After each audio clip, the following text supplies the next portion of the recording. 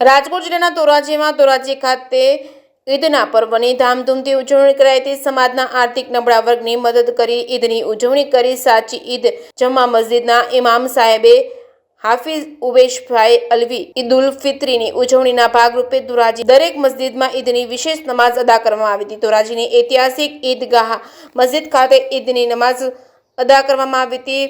મસ્જિદના ઇમામ સાહેબ હાજી ઈદની નમાઝ જામા મસ્જિદના ઇમામ સાહેબ હાફિઝ ઉવેશ સાહેબ અલવીએ પઢાવી હતી અને ઈદના દિવસે દાનનું મહત્વ વિશે સમજાવવામાં આવ્યું હતું અને આ દિવસે તમારા સ્વજનો કે જેઓ ગરીબીમાં જીવે છે તેને દાન આપો। વિશેષ અનાથ બાળકો તેમજ વિધવા મહિલાઓ, વિકલાંગ તેમજ બીમારો, વૃદ્ધો વગેરેને દાન આપી પુણ્યનું ભાથું બાંધવા જણાવ્યું હતું। ઈદની નમાઝની તરકીબ સમજાવી ત્યારબાદ ખુતબા પઢાવવામાં આવ્યા હતા। ખુતબા બાદ દુઆએ ખેર કરવામાં આવી હતી। દેશ દુનિયામાં અમન શાંતિ જળવાઈ રહે તે માટે દેશમાં કોમી એકતા અને દેશ પ્રગતિ કરે તેવી દુઆ કરવામાં આવી હતી। ત્યારબાદ એકબીજાને ઈદની મુબારકબાદી પાઠવવામાં આવી હતી।